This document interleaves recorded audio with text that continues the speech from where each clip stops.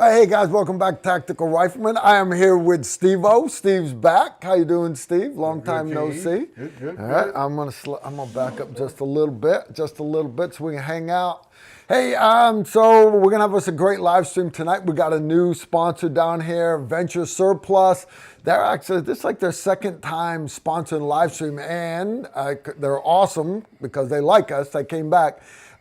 What makes them awesome is not just because they like Tactical Riflemen, but also because, and I dig their motto, Venture brings Army Surplus store to your door.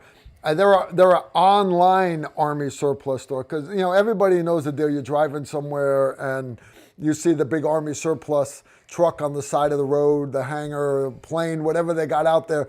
It's cool to pull in and see what kind of stuff they got from the local DRMO and everything, and see what treasures you can find from generations past. Army Surplus. That's where you get some of the best camping and hunting gear on the planet. Army Surplus stuff.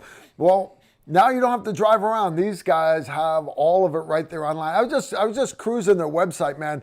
They've got the Whoopee pullovers. They've got Marsoc Gore-Tex. They've got all of your pouches and everything. So it's totally cool. Anyways, you can check it out, venturesurplus.com. I appreciate them sponsoring us tonight. All right, you guys know how this works. Steve's going to spend about the first 10 minutes letting the world know that we're on a live stream. That's what Steve does. All right. If you guys have questions, that's the purpose of a live stream, is for us to be able to interact with you guys.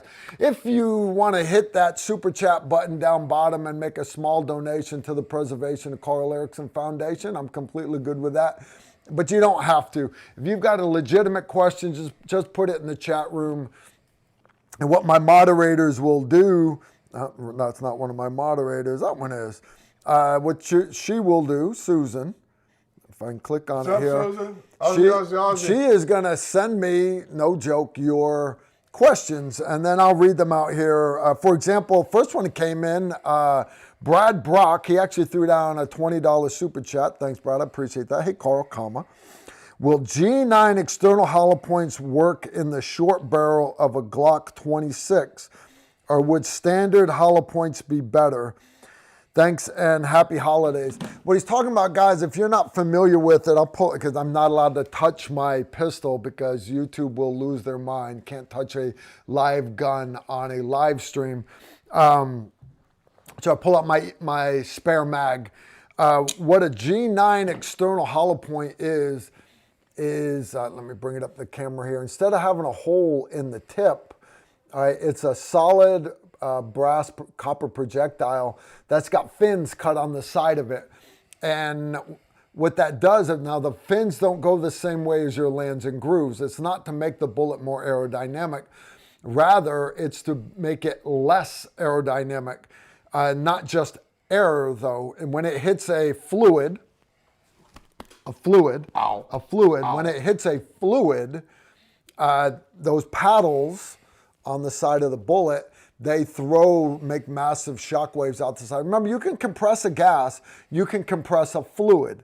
You can compress a solid. If I take a wooden table and I hit it with a hammer, I can put a dent in it. I'm compressing the molecules of that solid. You can't compress a fluid. So when this bullet hits a fluid, it throws massive shock waves out. But one of the other added benefits of G9 over a lot of your other hollow points, a lot of your hollow points that have big holes on the top, for example, Barnes TAC XPD, and that's what I used to run. It ran reliably, but notice he mentioned with a G26, that is the very, very short barrel. A barrel length shouldn't matter for the chambering of the round being pushed by the slide out of the magazine. It pops up and goes into the chamber.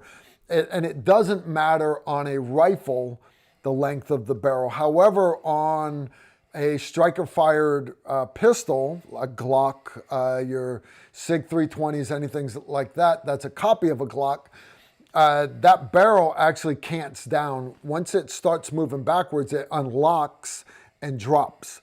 And that round ejects, the slide goes back and grabs the next one. that causes certain problems with big, fat, open tip hollow points.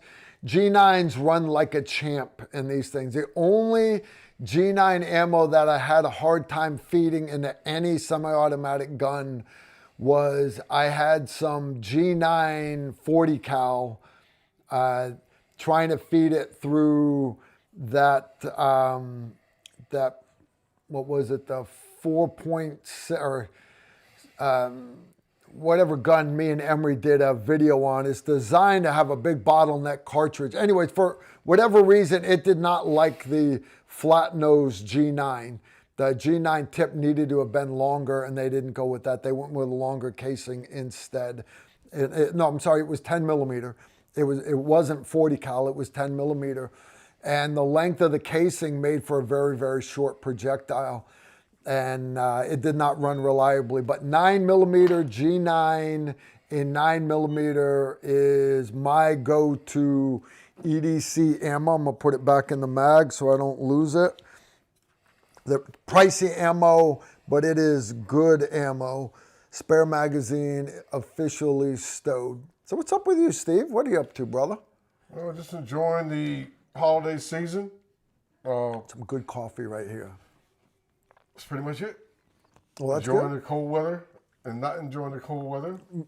You remember? I'll do cold weather. You remember Tim Lorenzen from Patreon? Of course. Yeah. Oh, Yep. yeah. Big tall Tim. Yeah, big tall Tim. Slim. Guys, Tim Slim. sent me this sexy coffee cup as an early Christmas present so I could enjoy it during these live streams for the month of December.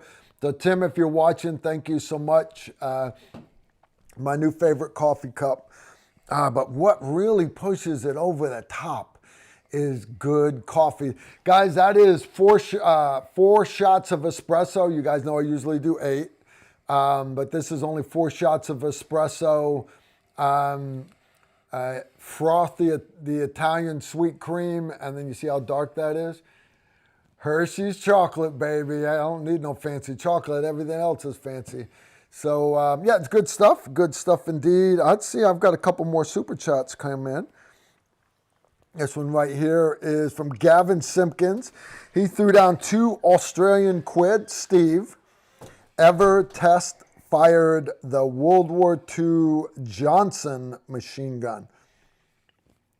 When was the last time you wrapped your hand around a good Johnson machine gun? Probably 2002, 2003. Really? You have shot one? Yeah. Nice. Yeah. They decent? Yeah, they're okay. For that era, yeah. It was... okay, that's fair. It's an interesting loading system that it has. How is it different than our normal ones that are belt fed from the left side and open bolt and? No. It's trying to think. I didn't mean to put you on the spot. It's got this like Cam rotary thing, roller in thing, it, and which it's hard to explain. I'm trying to give me a few minutes. Let me go back into my long-term hard drive, and I'm trying to think where it was. I want to say we were out in Nevada, and there used to be a company. I think it's called Phoenix something. Phoenix Arms or Phoenix. And they had all the exotic guns. Yeah, they had all the exotic Nice. Gun systems. They used to run training for for the teams on Soviet weapons and all these different things. And they have a collection of World War II, World War I firearms. You guys catch what he was saying? We would send Green Berets to weird civilian ran schools simply because our U.S. military didn't have a lot of these guns. So, and we have a foreign weapons locker at 5th group. I think every group's got it. And you could go in there and you could get the old Uzis and micro Uzis and mini Uzis and this, that, and the other weird stuff, AKs and PKs, RPKs, all kinds of stuff for us to brush up on. But the reason why we had to learn all these other guns is a lot of times we would get sent overseas to go work with indigenous personnel. Green Thank you. Berets, Yeah. bunch of different missions. One of them is FID, Foreign Internal Defense, teaching and- other nations to fight for And themselves. IDAD, Internal Defense and Development. Yeah. I still remember that. Teach those son of a guns. And thank you to Chris Paulson of DTV out of Nashville. He just texted me back and said the company is called Phoenix Defense. Phoenix Defense. Thank There you you for go. watching, Chris. Chris owns the company out of Nashville that makes the suppressor for the M134 Mark 44 The minigun. nice, Yeah. nice. I think I saw his booth at the fifth group open house there. Fifth group reunion is a week long, and they had a booth out there. I don't know if I met you personally, Chris, but whether it was you or one of your other guys, they gave me the whole class on it, and it's a badass suppressor. It really is. I'm trying to get Chris to come on the show. Yeah. Because during the Patreon in Texas, I discussed with those guys, talking about the minigun, maybe getting a minigun into one of the Patreon courses.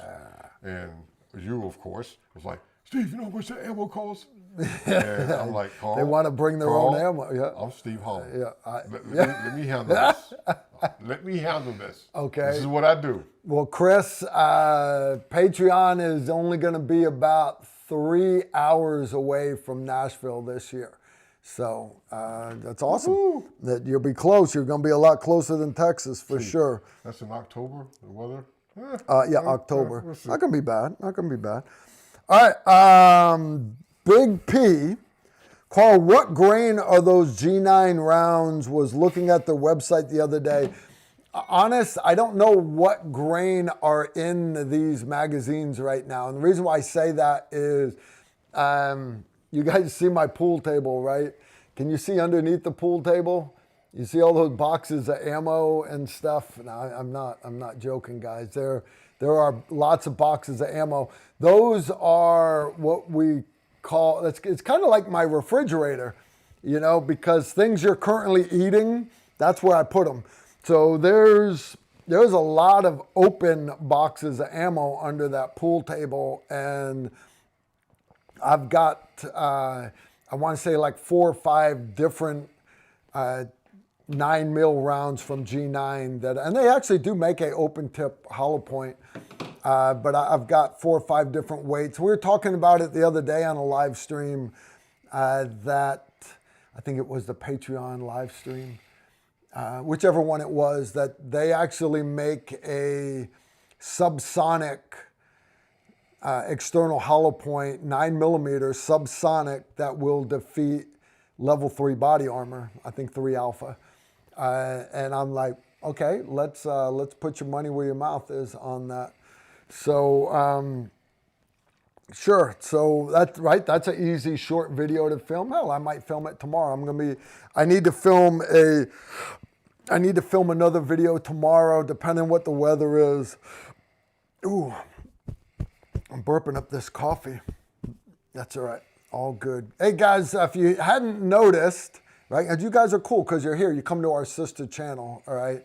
But our regular YouTube channel, Tactical Rifleman, and because I understand nobody watches YouTube anymore. All they watch are Instagram and TikTok and clickety-clack and all this other stuff. Yeah. Everybody's gotten to where they don't look at their spouses and their girlfriends anymore. They just look at their phone.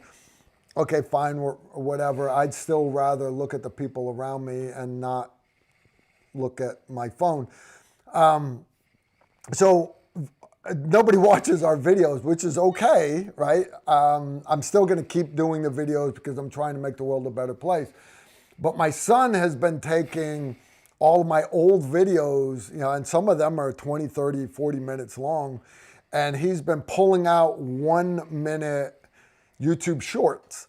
And some of those YouTube shorts have got, I think we got one with 9 million views. We got another one that's coming up on 1 million views. Got one where Z Durham talks for a minute, and that one's coming up on, I think it's got 500,000-600,000 views. So anyways, we've done 7.2 million views in the last 28 days.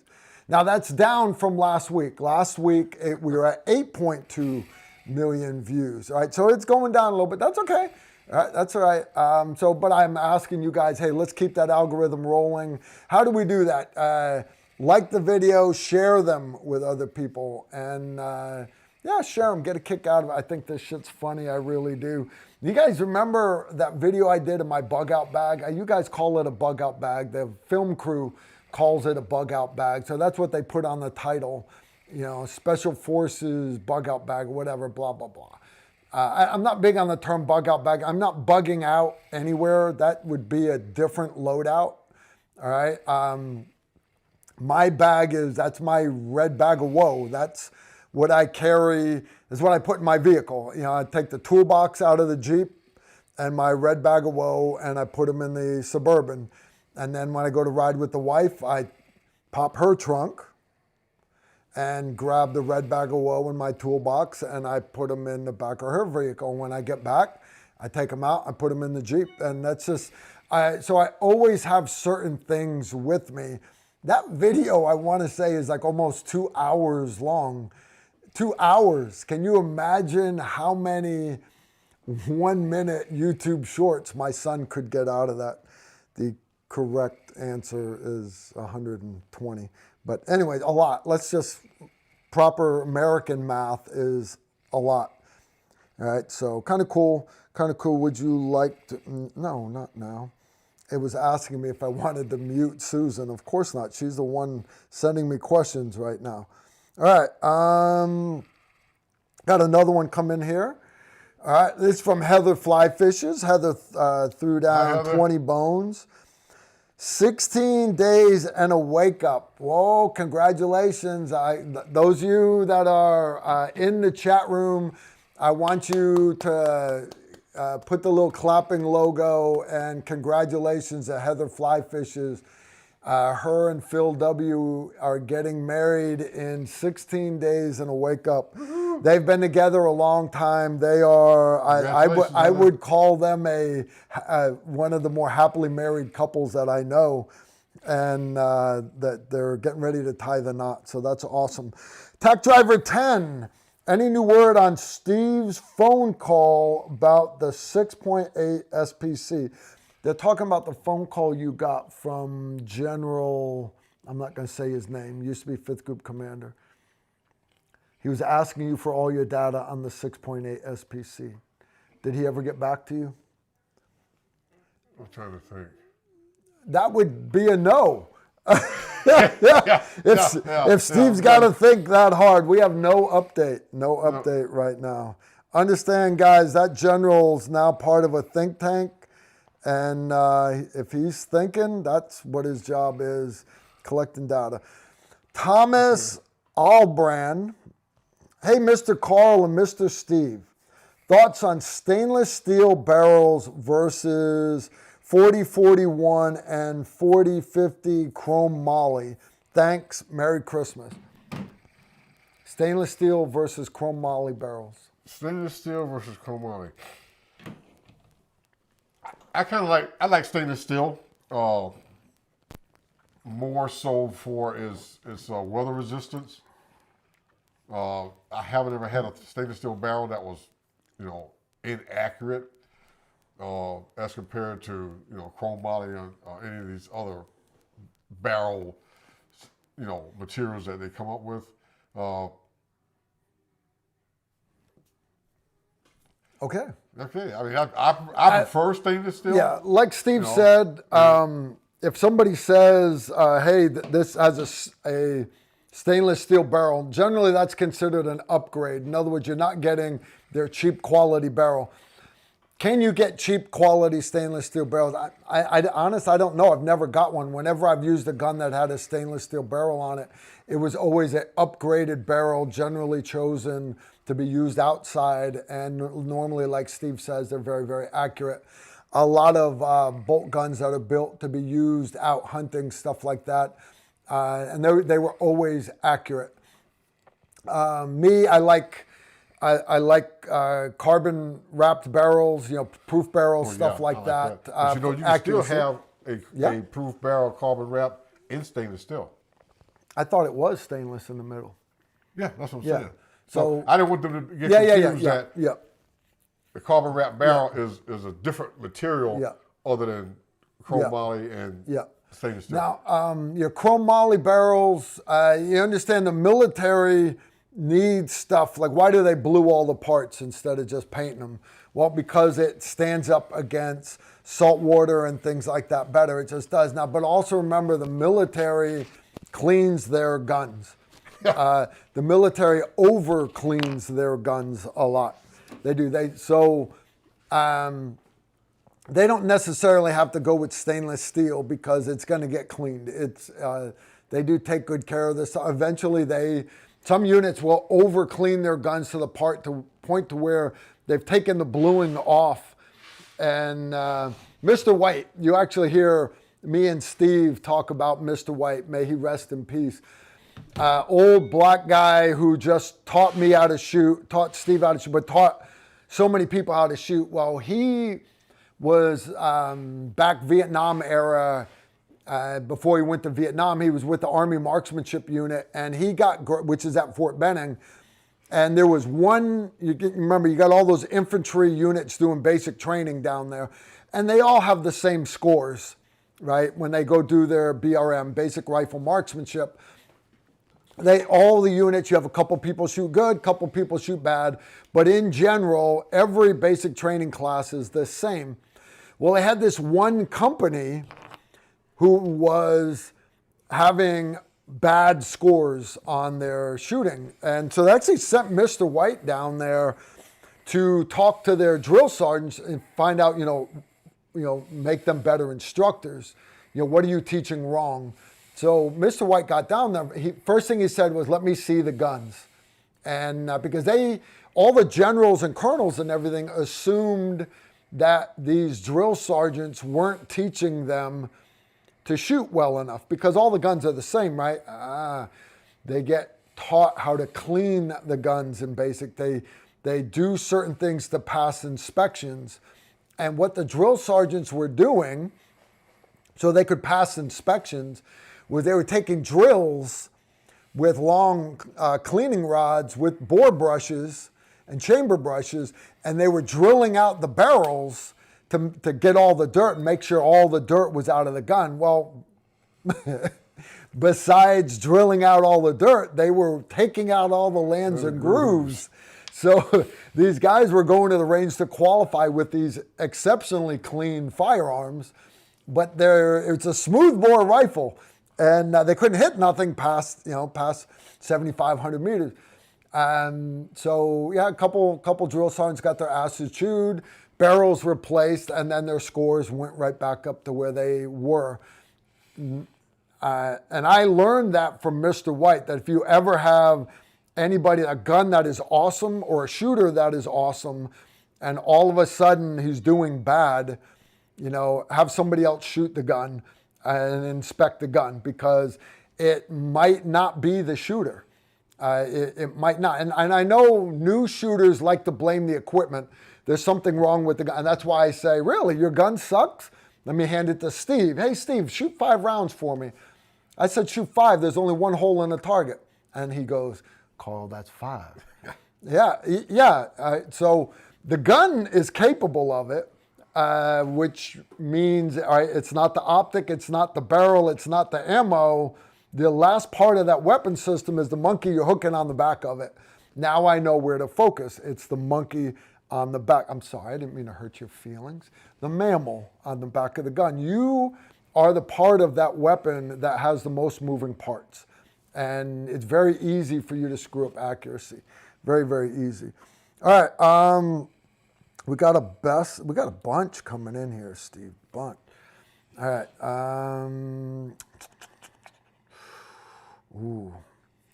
All right, next one. Without further ado, how's the knee? How's therapy going? Rub it in, man. Rub it in. No, my knee was doing great. My knee was doing awesome. And then second weekend in November, guys, I wasn't on any pain meds anymore. I was taking anti-inflammatory twice a day. That's it, but no pain meds at all.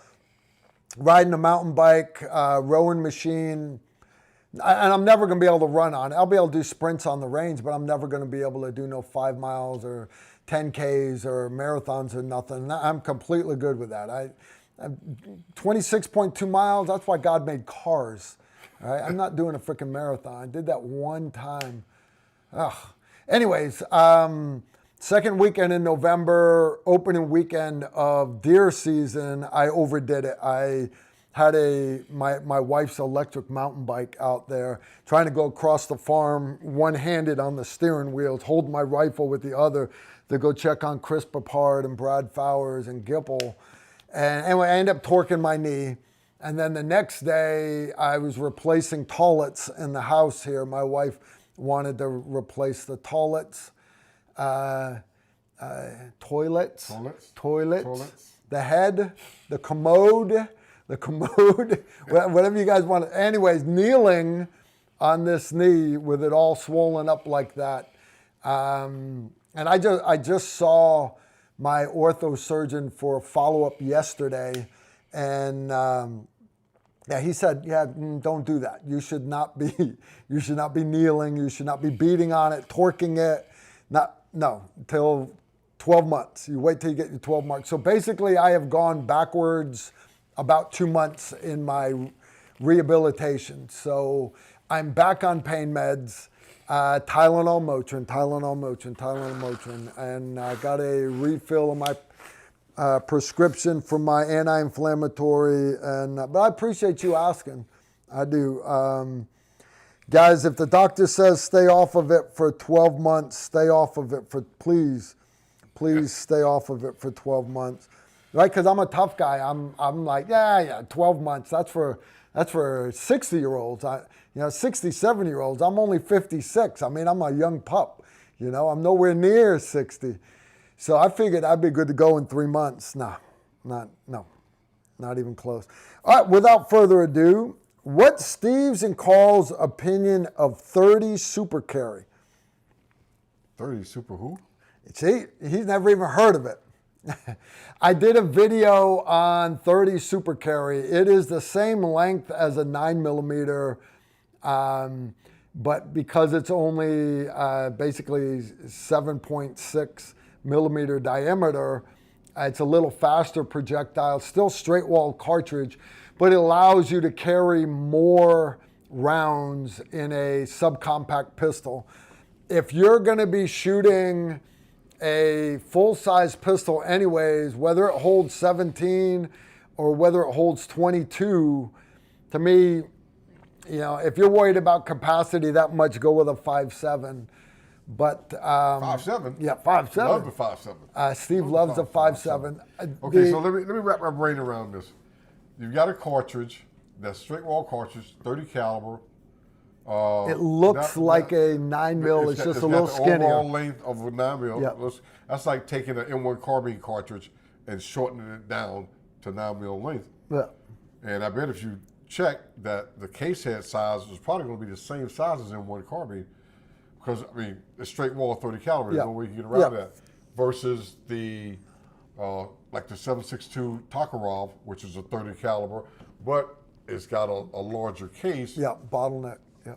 Right, which is I think that's one of the cartridges that hasn't really, caught on like it should have. I've got two VZ72s, VZ70, 72, whatever they call them, Tokarov, and that is a really good cartridge. I mean, it's very. I think of a 357 SIG. Yeah. Then take that and neck it down to 30 caliber, and that was from World War II. Yeah. And that will. You know why the Soviet rounds don't catch on is it's not the ammo. The ammo design is purpose. It's good. AK 7.62 by 39. Yeah. Great design, right? Or the platform. It's just the platform. A Tokarov pistol is, to me, junk. You might as well say high point, Yeah. Well, I wouldn't take it down to high point. No, you wouldn't go quite that low, Steve? No, not that low. Not that low. It's European designs. Eastern, but there's it's one, Eastern European design. That's one universal grip angle. That's a 1911. If you copy the grip angle of the 1911, you are in. You are in. The Tokarev has that. It makes you like you want to point the barrel toward the ground when you hold it. It's just really kind of. But that cartridge, I was looking into that back, in the days when I designed the 6.8 SPC, and there was a company. I didn't have the money at the time, but there was a company that made custom 1911s and 7.62 Tokarev. I mean, and I was like, man, that is the perfect platform. run it with a 6-inch barrel. Yeah. Ooh, man, you're talking about some smoke. And that Tokarev round it's clocking. I want to say it's up there like 1,600 feet per second. And that's a danger to like level 1, level 2, level 3 body armor, soft body armor. Oh, yeah. The FK Burno, I was talking about trying to remember the name earlier. That FK Burno is a bottlenecked round, 7.62? No, FK Burno is, it's weird. It's 7 point, anyways, it's an awesome round, but to me, it's bigger than a 1911. So it's for bear country. It's hands down 10 times better than a big Glock or a Desert Eagle or anything like that. Hands down better, but accurate. The 7.62 Bruno, whatever you call it. FK Burno. I remember because you introduced me to them at the Big Daddy Unlimited shoot. Yep. And the guy gave me a box of the rounds. It's basically off of the 10 mil or the 40 Smith & Wesson case, neck down to 30. It's a smoker. Yeah, it's hauling ass. Oh yeah. Solid projectile, flat tip, hitting a bear in the skull, the shoulder. You're going to get the penetration that you need. You really are. So, all right, we got more questions coming in. You guys got decent questions tonight. That is always awesome. All right. I pulled back up. It says 30 super carry, not. Right. But to answer your question, it's awesome, but it's going to go away. It's going to fad. It just is. It's like the 45 gap. Modern gunpowder, you can fit all the ass of a 45 ACP into the shorter casing of a 45 gap. Because back in 1910, 1911, when they made the 1911, that was smokeless gunpowder. I mean, that was old gunpowder back then. Now you've got nitrocellulose and all this other awesome smokeless gunpowders that are so much better than the stuff they had back then. So your 45 rounds they're not full. They're just not full because a full casing with modern gunpowder would destroy that gun. So what Glock did was they shortened the casing down and filled it up instead of running a half full casing, and that allowed you to get a grip that shorter lengthwise, which allowed it to be wider widthwise, and then you could run it double stack. And 45 gap was a great round, but it never caught on. And I think the 30 super carry will do the same thing. I think it's going to fall to the wayside. I did a video on it. You can find in our video archive last year. Pete Jones came out with it. It was fun. It shot okay. To me, I think it actually kicked a little less than regular 9mm did. Juan J. Robles for Steve. We'll save that one for Steve. He's hitting the head right now. Senist. Hey, Susan. Hope all is well. It's possible to ask both Steve and Carl if they've ever preached the sermon at church. If so, what is their favorite topic, book of the Bible? Steve, have you ever preached a sermon at church? He's in the bathroom. I have not. I will go up front and read. You know, I light candles, right? The nativity, all blah. But I share stories. I've never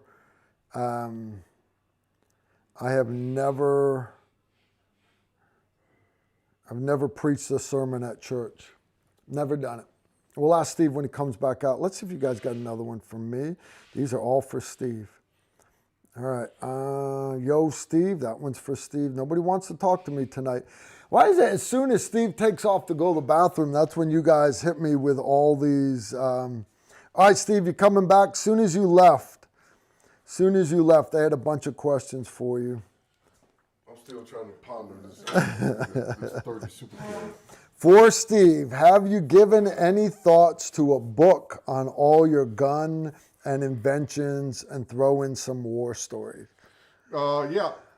As soon as you take the time to sit down with your computer, and I'll sit down next to you, and you can get to clacking. We write a book. You know, I've been asked that a lot. And, you know, my wife's an author. She writes very well. My wife has his wife's book. And I talk a lot with John Stryker-Meyer, Tilt, and people that write books. Talk a lot with Gary Paul Johnston, who's a gun scribe, gun magazine writer, and it's something that stays in the back of my mind, but I haven't just really like committed to it. I mean, I would like to, but I'm a very verbal person, not a. Now, back in the day when I was running, you know, Force Mod Combat Development for 5th Group, I had to do a lot of writing, and I think that's what. Yeah, like we now don't want to do any of that. I mean, I used to spend 8, 9, 10 hours. You know, here, quick war story. One of the guys in group PCS to Fort Bragg to SWIC, which is our training schoolhouse at Fort where Bragg. the Special Forces qualification course is. And I used to drive a silver Toyota, was it a Tacoma? And the tour to SWIC is a 3-year tour, sometimes 4 years. So on his way out, 2 or 3 days before he left, he stopped by. I said, hey, man, I don't know if I told you, but on PCS and blah, blah, blah. I said, hey, man, you know, have a good life, good career, blah, blah, blah. But it turns out when he finished his 3 years, he came back to 5th Group. So one night I hear somebody walking up the stairs. We had these wooden stairs. There's an old World War II building we had a language facility and we had the Force Mod office. And I hear somebody walking up the stairs, you know, like 18:30 at night, which everybody else is going home at 4 or 5. I'm still there writing, clickety-clack.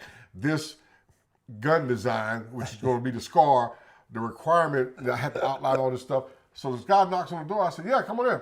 He walks in. I go, hey, what's up, man? He goes, dude, I'm back for SWIC after 3 years, and I've been here about 2 weeks, and I was leaving to go home, and I was passing by the building, and I saw this silver Toyota truck sitting out in the back. He said, I know damn well Steve Holland ain't still there in that office, in that truck, at 18:30 at night. Never left. 3 years ago, I stopped to see him at 18:30 in a silver truck. He said he must have sold the truck to somebody that now works in the building. He walked upstairs. He said, man, 3 years and 2 months later, here you are in your silver truck. Just still clickety-clacking, clickety-clacking. Because it takes a lot of work to write a requirement. You know, I mean, if you look at the format for that, you know, like white papers, ORDs, operational requirement documents, mission needs statements, MINs, combat mission needs statements, the bureaucracy that we deal with forces you to do a lot of writing. You know, and you can sit there and tell them what a new cartridge would be. Hey, this cartridge is based on blah, blah, blah. It has this much more capacity than 5.56. The bore caliber is 270, AKA 6.8. and velocity from a 12-inch barrel, 14.5-inch barrel, 16, 18, and go on and on and on, even when you're writing a requirement for the Mark 12. So you do a lot of writing, but writing something personal, like, guys tell me all the time, I said, man, I love that story. Why don't you put it on paper? And after doing that for 12 years, and the Force Mod job is a 2-year tour. I was there for 12 years.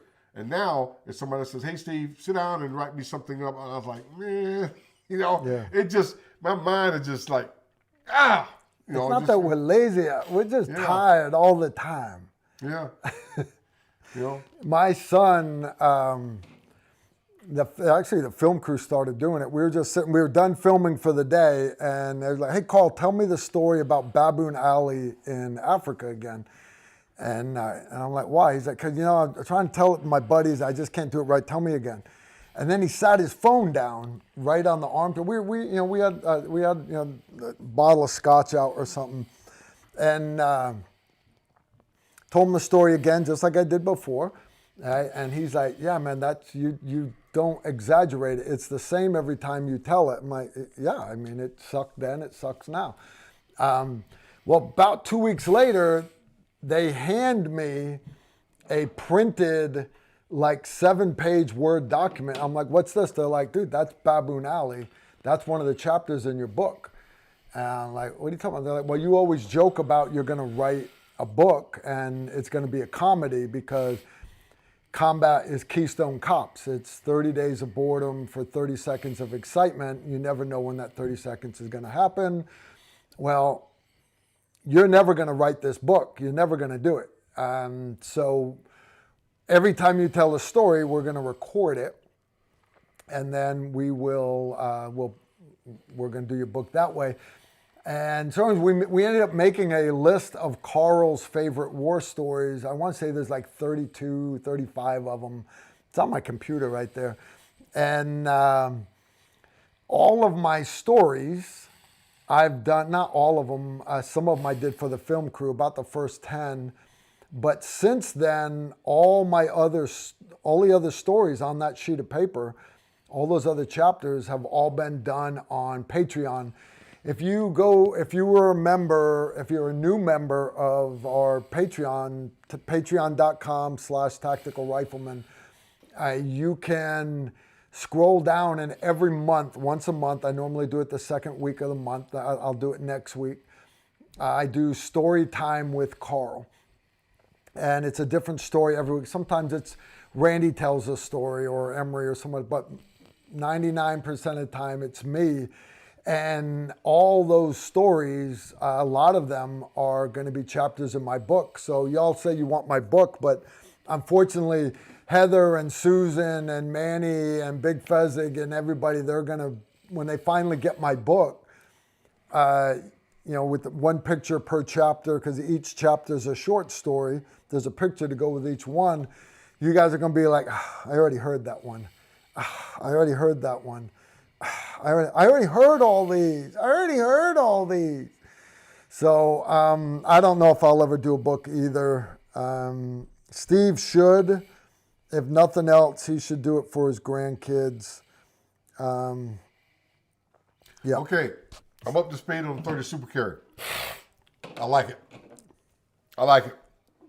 You've never shot it. I never shot it, but I understand cartridge design. I understand bore size, case capacity, velocity. I like it. I'm not saying that I'm committed to it, but from what I just read, very, very interesting design. Again, it's very similar to taking a 30 carbine case, shortening it down to 9mm to fit in a pistol. Good velocity, 100 grain bullet at 1,250 feet per second. So it's not an overwhelming velocity. Amber alert. It's not. That's some rude shit. It's not an overwhelming velocity like the 7.62 Tokarev, because the 7.62 Tokarev is it takes a man's gun. Okay, to handle that velocity. I think, like again, I have to look it up, but it's like 1,600 feet per second. It allows you to 1,250. have a double stack magazine in a single stack subcompact pistol. Subcompact. So like a Glock 48 size gun, now you could run a double stack mag in it and still have something that's very concealable. And keep in mind, I don't think it's going to catch on, Steve. I just don't. I don't. I think it's going to die. Like 300 Whisper. It's just, it's not, it's going to die. Nothing's, no. 300 Whisper isn't dead. 300 Whisper. How many of you guys own a 300 Whisper out there? If you shoot the 300 Blackout, you're shooting the 300 Whisper. It's just a different name. I'm fucking with you, Steve. All right. How many of you guys out there got 357 SIGs? And if you do, all right, when was the last time you went into a store and could actually find 357 SIG ammo? This is the part where you say never. You can't find it. You're right, Carl. Never. I can never find it. I'm going to tell you a story that a good friend of mine, who's very reliable, a good source, he was in the military, and he went to work for the federal police and U.S. Customs. And back in the day, they carried 357 SIGs. SIG 226, I want to say.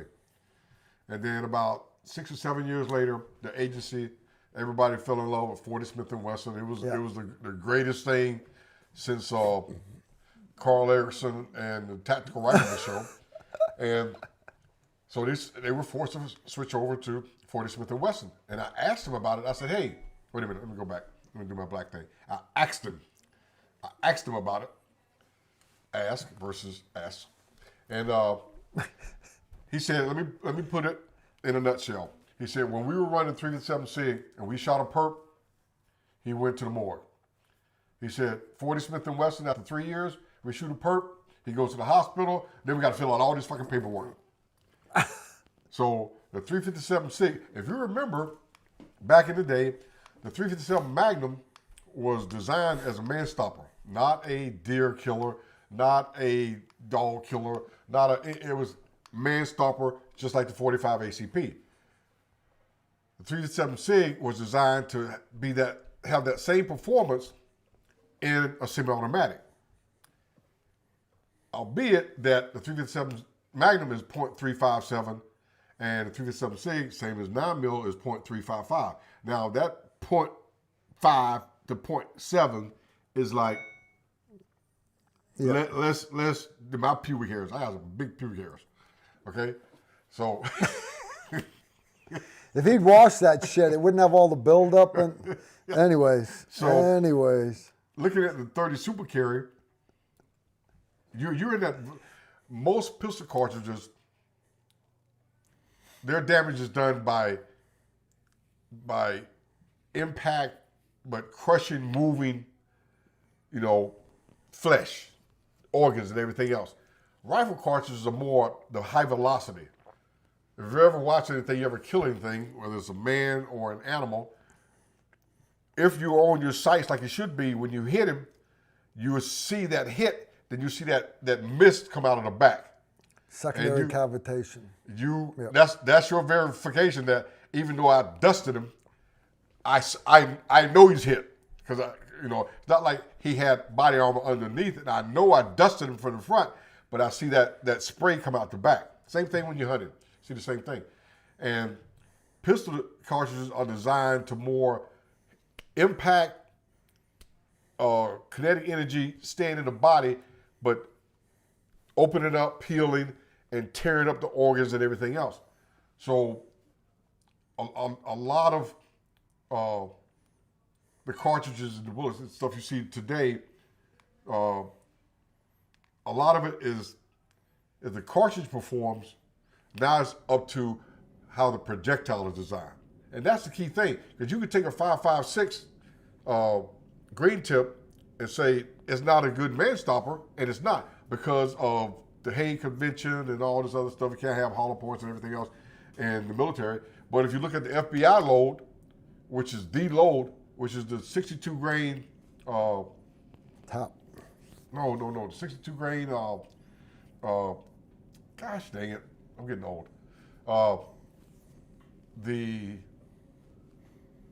bonded, the Bonded. trophy bonded bear claw. That is a man stopper.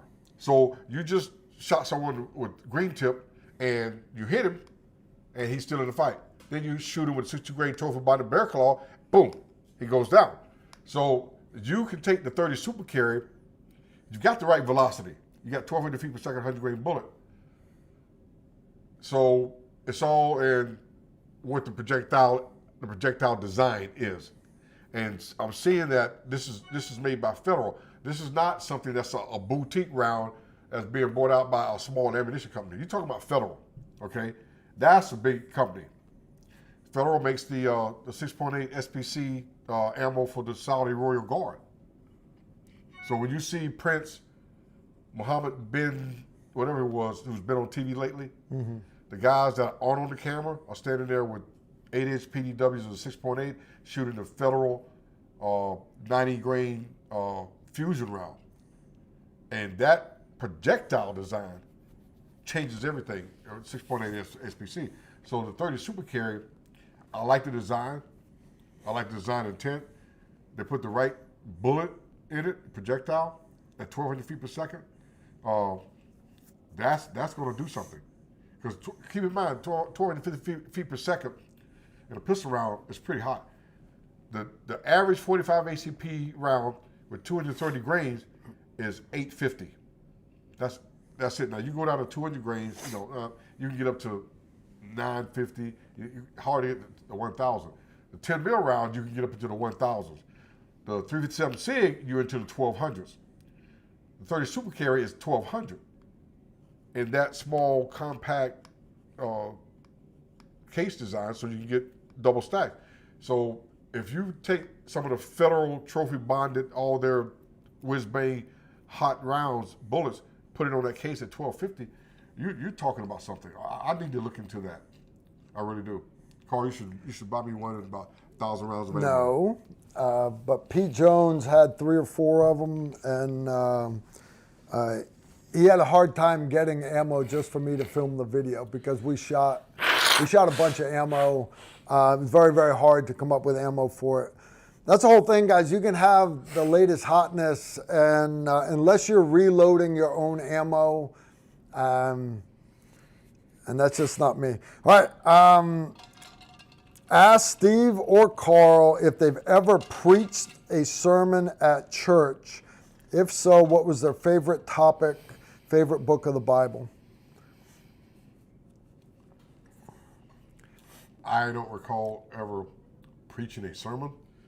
I've been in a lot of, when I was younger, I've been in a lot of plays. I guess this is why Red rubber ball in his mouth, all that stuff. Yeah.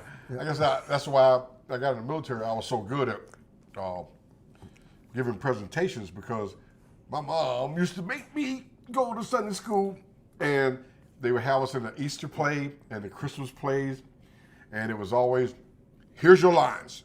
Study and remember them. Practice, go practice, go practice, go practice. I like that. I never had to do any of that stuff. I never did. I became really good at standing in front of people and making presentations. All right. Next one from Ray Sue. Hey, what's the best 6.8 SPC magazine that's not on the crap list? Don't know if it already went. It's not on the crap list. Well, one of the best magazines is with a company that I will not discuss. Shame on them. One of the really good magazines is one of the ones that I initially designed, and nobody makes it. I think I still have like 2 or 3 of the prototypes laying around somewhere, kind of like Carl's workshop. I have to just dive in and start pulling shit out. That workshop's messed up. The best magazine, which is like a conundrum, is the one that I sat down and helped design with Magpul. The problem with that is that magazine won't fit in a standard AR-15 lower in the magwell. Myself and what's his name? LWRCI, another company. Shame on them. I basically laid it out at a briefing that you have to build the magazine around the cartridge. Once you build the magazine around the cartridge, build the gun around the magazine. And LWRC attended that. One of their reps attended the briefing. It's in D.C. And they got Darren, what's Darren's last name? And they got with me, and I said, hey, this is the way you need to do it. And there was a company that was doing that, but they were, unlike LWRCI, they were selling the lowers and uppers. And it was a company called Sulzer, S-U-L-Z-E-R. Because when you make a magazine with Magpul, it's kind of like the AK-47 magazine. In order to do that in plastic, you're going to have more surface area and dimensions than you would with metal. Yeah. So, like when I'm running the LAR-47, sometimes those Magpul AK-47 magazines, they cause problems. But what I've noticed is whenever the bolt carrier is running across the magazine and I see those scrape areas, I just take a file and I file it out. The Magpul 6.8 SPC magazines are the best magazines out there. Only problem is everybody that makes 6.8 SPC ARs are to the standard AR-15 Magwell dimensions. The company Sulzer is the only company that I know that makes lowers that you can buy so you can do a build that takes the Magpul 6.8 SPC magazines. I didn't realize it was different on the outside. All right, next one is for Steve. This is from Harley Softail. Steve, what's your thoughts on 223 Wild versus 5.56 NATO barrels for accuracy? I have no thoughts. Guys, you understand the 223 Wild, and I know that's like the latest hotness. Everybody's talking about it and everything. One, can you build a 5.56 for accuracy? Yeah, you can, okay? But there was a reason why Steve had to do the Mark 12 program, because we had to, the military's not allowed to buy guns. We're not. It's very, very hard to bring a new gun into the military. It is possible for us to get new parts, new uppers, change parts and stuff. So he took 5.56 guns and basically put a new upper on it, the SPR special. So that's why he had to go with 5.56. All right. You can get accurate 5.56. Okay, 77 grain. It's good. It's good. But you understand, you're not getting, and I know you can hit it 1,000 meters. I have guys eventually hit the steel plate at 1,000 meters with 5.56, but you're not doing it first round hit. You're not. I don't care what anybody says. All right. And them saying that, well, the Wild is so much more accurate. I'm like, honest dude, build yourself a good 5.56 gun. Put it in your truck where it belongs, and then if you want an accurate gun, 6 ARC or 6mm Creedmoor, 6.5 Creedmoor. Honest, if you want accuracy at distance, I don't know why anybody's messing with baby bullets. Like, because you understand a .308 is a machine gun bullet, right? And that's what all my sniper rifles had. And now they're doing 6.5 Creedmoor, 6mm Creedmoor. That's still that same casing. It's just made smaller neck.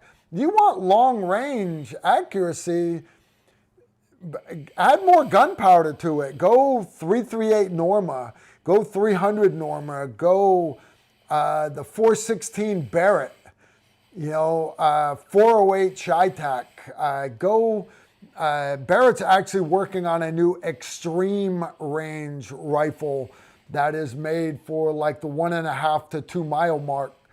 You want accuracy, get something that's built for further accuracy. And my reason for saying that is if you're interested in the 223 Wild and you want to dabble in it and everything, that's fine. Sniper Hide, which is a forum online. They've got a lot of articles about it and everything, so I'm told. And there's plenty of information out there, but me and Steve are not we are definitely not your places to give you data on a lot of that stuff. All right, Steve, so I've got a metric ton I here. know. When I did the 77 grain 5.56 program, I went down to the AMU at Benning, and I looked at the service rifle shooters, and I looked at the ammo that they were shooting. And I did some trips to Camp Perry, and the Army Marksmanship Unit is the competitive marksmanship unit for the entire Army. They're shooting 5.5. They were shooting 5.56, 77 grain service rifle at 600. If the Wild was everything that everybody says it should be, AMU would be shooting it. those guys would be shooting Yeah. it. I know AMU played with it. I don't know what they're using this year. All right, dude, I got a ton of questions. Annalise and Kyle Beeler threw down 10 bone. What's Steve's opinion on the 357 SIG? You understand he just talked for about 20 minutes. I like the 357 SIG. We got that. But their question is thoughts about converting his 229 pistol at some point just for fun. Oh, yeah, absolutely. If it's just a barrel swap, sure. Yeah, just for fun. Any handgun in 40 Smith & Wesson should be just a barrel swap, the 357 SIG. Now, keep in mind that the magazine, the follower is going to be a little bit different. You guys remind me, I have a really nice 357 SIG. I've got, oh my gosh, I'm getting bad with my numbers now. The Glock 35. I got a Glock 35 and 357 SIG. My favorite is I have a Glock 20 10 mil. Okay, remember the case head for the 40 Smith & Wesson, the 357 SIG, and the 10 millimeter is the same size. So the bolt and extractor and ejector is going to work. I have a Glock 20, the 10 mil, the full size, the big man gun, that was converted to 357 SIG by Lone Wolf. They make But good conversion barrels. I have a 6-inch stainless steel 357 SIG barrel in that Glock 20. Now I'm running Glock 20 mags, 10 mil mags. I think the followers changed. But anyway, out of that full-size gun, because the Glock 20 is got a little bit more weight on the slide, running a 6-inch barrel, my velocity is crazy. The gun runs smooth as heavy. It's not snapping the way my Glock 35 does. But I mean, I love my Glock 35, but I wanted a 6-inch barrel. I wanted to take advantage of all the velocity that I can get with the 357 SIG. And remember, Glock also used to make, you got the 34 and 35, which is a tactical practical, which is longer than the 17 and the 22. Then they used to have the Glock long slides. Yeah. Back in the day. I don't know if they still make them or not, but those were 6-7-inch barrels, 7-inch barrel. But they were great for like deer hunting, pig hunting. I love my 357 SIG. Philip Wilson asks, Carl, is your backup gun your Glock 43? Yes. Right now, guys, I'm at home. I'm in my house. When I drove home, I had my Glock 19 on me. I'm at home, so I'm not carrying a gun at home. I don't have my EDC pistol on me. So when I'm not carrying a gun, I carry my 43X. And again, you saw my, the only thing I changed, notice I didn't say a 43X MOS. I don't like all the plates on a Glock. All right. I sent the slide to Danger Close Armament and had them mill it for the 507K optic. I've got a Crimson Trace light on it. I got Trijicon HD sights, and I'm running the Shield Arms magazines, which allows it to be double stacked like a SIG 365.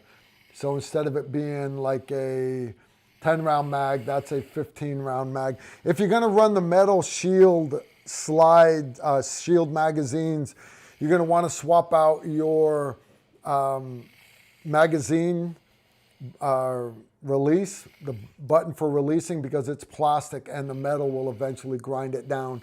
If you don't ever shoot your gun, it's not a big deal. But if you do so many mag reloads and stuff a week, right? You're actually training with your stuff. Who's figured you would do that?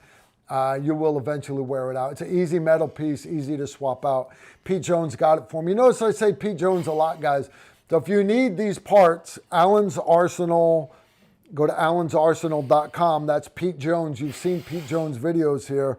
He does not have a storefront. It is a online internet store, and now, Pete that Jones last will question take care. was from Philip Wilson, right? Yeah, you remember Patreon. Yeah, you remember him. I can't believe that Philip would send such a short question. I know he's long-winded. Normally, like us. Philip gets going. Maybe he goes on. Yeah. Jeff Bowman. Paragraphs. Carl, what is that picture to your right with the Fairbairn Sykes? Dagger? It's actually, the picture he's talking about, guys, is that one right at Steve's. You look, you see the wooden handle on it, guys? That is, well, where is it? Right here. You see that? See that knife? That is actually not a Fairbairn Sykes. That is a G42, and that is the official knife of the OSS. Can they see it? Yeah, they can see that knife. Will we take that? No. But that is a plaque that I got from headquarters up at 5th Special Forces Group. If you look, you can see. I don't know if my cord is long enough here, guys, but you see, this is actually a picture of the parade field, and that is the company headquarters up at 5th Special Forces Group. And they gave me this, and this is the plaque they gave me when I was done. When I was done being a team sergeant, guys, before I went to go be a sergeant major, I didn't want to be a sergeant major. I just wanted to retire. Actually, I wanted to stay on an A team. And we're over in Iraq. The group command sergeant major showed up, flew in, and he's like, hey, what are you doing? What do you want to do next year? Do you want to go to Bragg, whatever? You've already had 3 years as a team sergeant. You're not going to get a 4th year. I'm like, I want to stay in A15. They're like, well, there's only one place for you to move up in A15, and that's company sergeant major's job. I'm like, well, I'll take his job. And he said, all right. And I'm like, hey, I'm joking. He's like, no. He said, you come be my first sergeant at group headquarters for 1 year. I guarantee you'll make sergeant major, and you'll get your SIF company. You'll get to be sergeant major of the SIF company, A15. And he's like, do you want the job? So of course I said no. And he smiled and he said, I'm leaving in the morning. I'll ask you again in the morning. So I went up on the roof, called my wife up, and hey, funny shit, thank you, taxpayers. It's like $4 a minute to call on my Arachna cell phone. Talk to wife every night. And I told her, funny stuff, Group CSM offered me a job, be first sergeant for a year, and I guaranteed I'd make sergeant major. And she's like, well, what'd you tell him? I told him no. And she said, retirement pay is forever, and sergeant major pay is a lot more than master sergeant pay. And my wife never asked for anything. So the next morning, I told Command Sergeant Major Bear, I will be your first sergeant for 1 year. And true to his word, when I got there, he wasn't even there anymore. He was gone. Where was he at? He was at the promotion board. And I was there as first sergeant for 2 weeks. And I ended up making the promotion list for sergeant major 2 weeks as first sergeant. My first look in the secondary zone. When I first got to headquarters, those are all my support kids out there. My company commander And that's me standing right there. Steve was part of that company. Steve was there. But the funny part is when I first got there, these support kids hated me. They were like, this is just another Green Beret. They all knew who I was. Everybody knew war stories about Master Sergeant Erickson. He's a psycho, whatever, I don't know. But they were like, he's going to be another Green Beret that hates us. And I was hard on them. And I made them do a lot of things that they didn't want to do. But by the end of it, they realized, he's trying to make us better so that we don't die on the modern battlefield. And anyway, so when like I said, I was only there 12 months. And then I immediately went back to Iraq as Sergeant Major. But anyways, they gave me that plaque. Isn't that a nice plaque? That's a nice plaque. So you want to read it? You want to read your soldiers better? You want to read it for them? You made your soldiers better? I made my soldiers better. It says, I'm going to put my reading glasses on here, guys. You made your soldiers better. This is the way. Sergeant Major Carl R. Erickson, 24 July 2006 to 22 June 2007, for your outstanding leadership, commitment, and dedication on your performance of duties as a HHC First Sergeant. Job well done from the soldiers, family members, and civilians of Headquarters Company, 5th Special Forces Group, the Oppresso Liber. Okay. I've got, and this is the one from my A-team as Team Sergeant. And if you go around the room, and there's another one behind the bar. Right back there, guys. Can you, right there. That's another plaque from my first A-team. It's kind of cool, that the military, when somebody leaves, they give you, the reason why you're wearing Chad's mask, dude? Because this is the way. This is the way? This is the way. Okay. All right.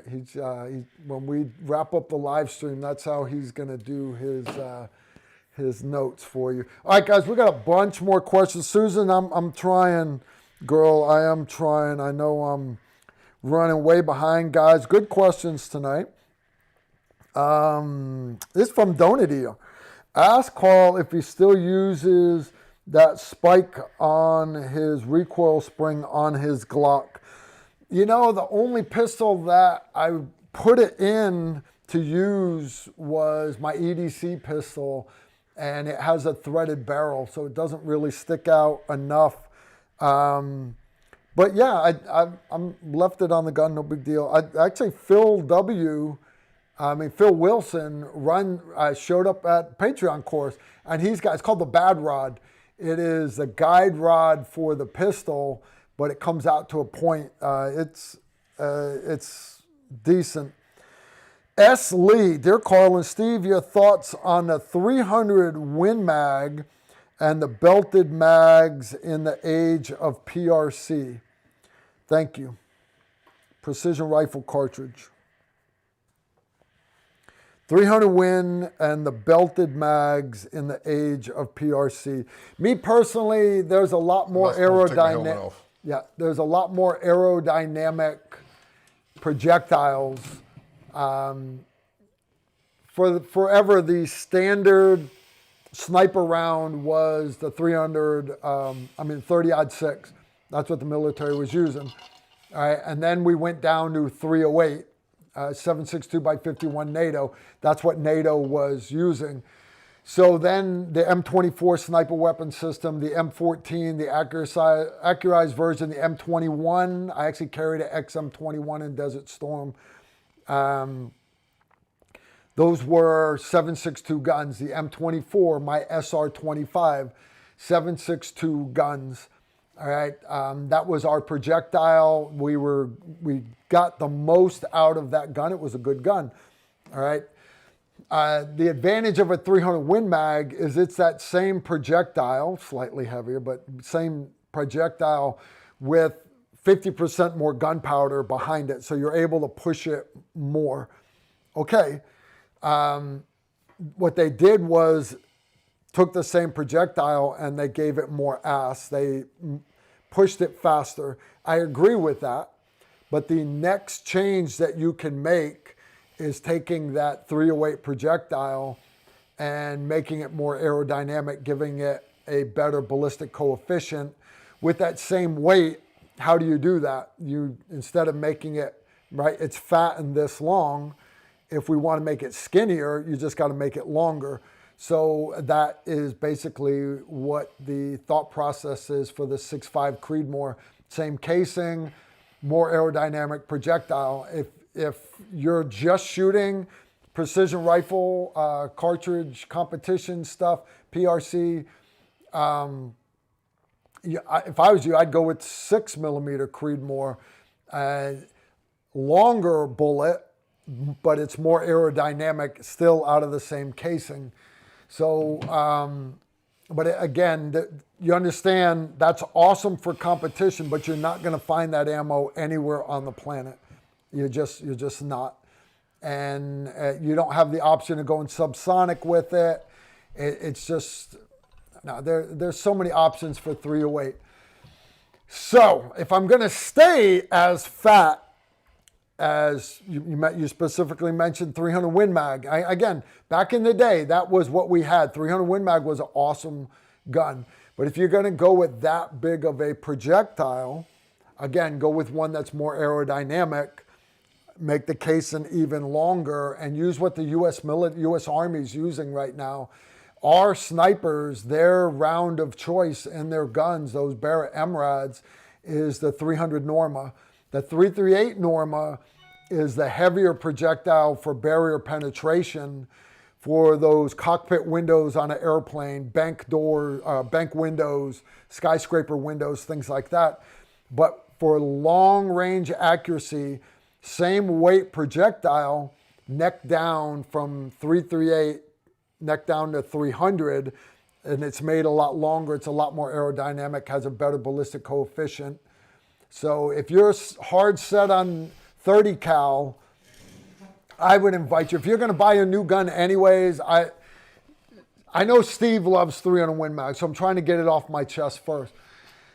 Instead of buying a 300 Win Mag, I personally would push you to buy 300 Norma. It is a great gun. That is the barrel that is in my Accuracy International AXMC right now. I have a 338 Lapua barrel, and I have a 300 Norma barrel, and I have a 300 barrel. You have an AI? Not just the AI, I have the one that swaps barrels, the AXMC. It was a gift from Doc Hollywood. I can't afford it. It's 18 grand for that rifle. Isn't that crazy? That's Woo! crazy. Crazy. Okay, Now, Steve. I was the guy that got the 300 Win Mag into Special Forces. That's what I do. All right, but what year did you get it in? What year? Say it out loud. 1992. Oh, wow. So like, we had just gotten away from flintlocks. And, we just gotten away from muzzle loaders. Now we had the paper patch, with the thing. And the only reason why I'm saying that, guys, is 338 Lapua was the cat's meow. Yeah. And 5 years later, it was 5 years, which is nothing. 5 years. Technology changed so much that they found a 300 Norma outshot 338 Lapua. And that's why. I disagree. Okay. I saw that. Okay, I saw it. Okay, so go ahead. I went through SODIC. I graduated from the Marine Corps Scout Sniper Instructor School in '86. I went through SODIC in '87. We were shooting 338 Lapuas off of the Haskins gun platforms. In Desert Storm, I worked with Major Gus Taylor, who is now, Gus Taylor, who was the program manager at Crane for SOP Mod, Block 1, Block 2, and the Mark 12 SPR program. Through Sergeant Major Jake Jakovenko, we got 300 Win Mags at Lakehurst, built for 5th Group. Then during Somalia, we took the Browning 300 BAR rifle, not the military rifle, but the BAR semi-automatic hunting rifle that Browning made. It was the only commercial semi-automatic rifle in 300 Win Mag. We took that and we converted them into sniper rifles for Somalia in 300 Win Mag.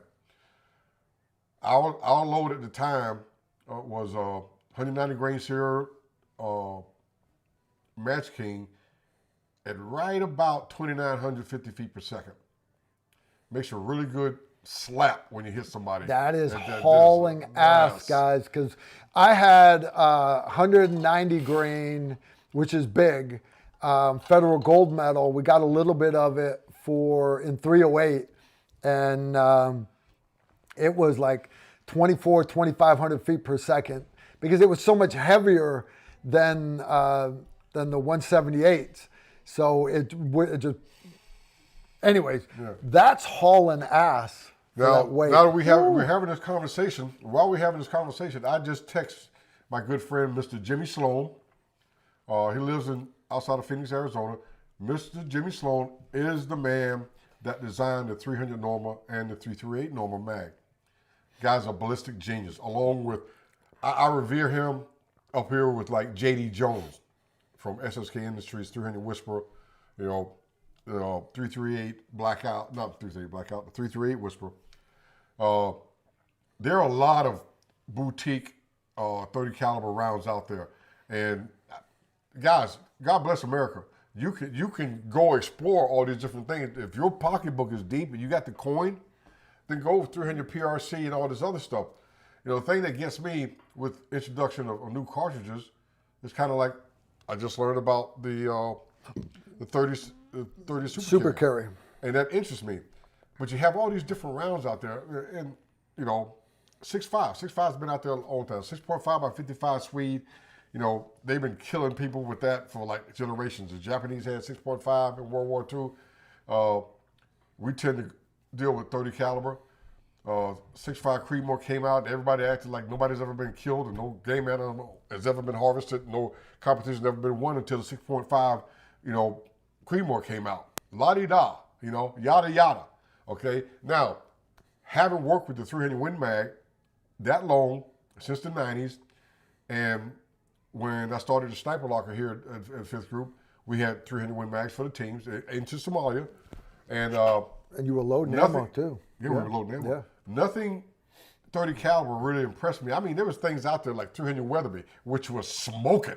We're talking about a 190 or 220 up like 3,250 feet per second. That's smoking. We could have went to that. But at the same time, we look at the wear and tear on the guns. We look at the cost. Is it boutique? What's available? So nothing out there really impressed me personally. I can't speak for everybody out there in the shooting world until I had a chance to work with the Norma. And when I started working with the Norma, I first started working with the Norma, 338 Norma, in a light machine gun. That's when I first really actually touched one. Mm-hmm. And I met Mr. Sloan along with John Clements, who was the master armorer at Crane, and then he was the master armorer at Dev Group. And Mr. Sloan said, "Hey, what about, you ever try my 300? And so the guys at Bragg, the sorting committee, and what was the guy's name? Pete, Allgood, Pete. No idea. They went to the G8. And they went to West Virginia, so they said, "Hey, would you like to come up here and take a look at something?" I went out, took a look at it, and I watched the guys shoot the 300 Normal running circles around anything else. We're talking 1,500, 1,600 meters. And we were leaning heavily toward the 338 Normal, or they were, because I was out by that time. But then they started shooting the 300 Normal. I was impressed. Mm-hmm. I was really impressed. And then, I talked to Mr. Sloan off and on. He's out in the Phoenix area, same as J.D. Jones. And I actually met him. He's one of his legs is messed up, right? Yeah. And when you listen to him talk, I don't put myself in the category of a master cartridge designer because of what I did with the 6.8 SPC and a couple of other different things that you guys haven't seen or heard about, because I don't want these companies to grab my designs. Like, certain ones did. Certain ones, shame on them. But listen to Mr. Sloan, I mean, I had to sit down. I had to sit in a room with grown-ups, everybody's sitting there, but you got this guy talking. No, you sit on the floor when this guy's talking. You don't sit in the chair at the same level with him. You sit on the floor like a kid and listen to Mr. Jimmy Sloan talk. What an amazing American. And I know a lot about cartridge designs that a lot of it is old school. And I mean, I didn't just I was born and knew all this. I learned it from reading. Reading Hand Loader magazine. I was reading Hand Loader magazine when I was in high school, okay? Little black kid in Brunswick, Georgia, just playing football and reading Hand Loader magazine. None of my family shot or hunted or anything else. God's path.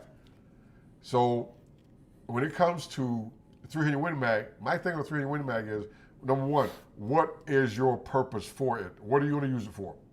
And if it meets what you're going to use it for, then fine.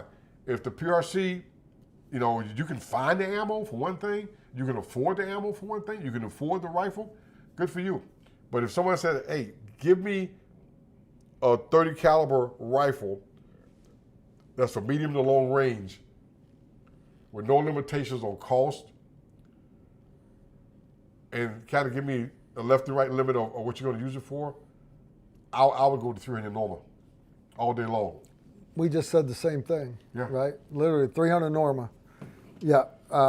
300 Win Mag, back in the day, that was why the M24 came with a long action on it. It was because late 80s, when they were talking about it, that was the latest hotness. But that was 1989 was when the M24s started coming out.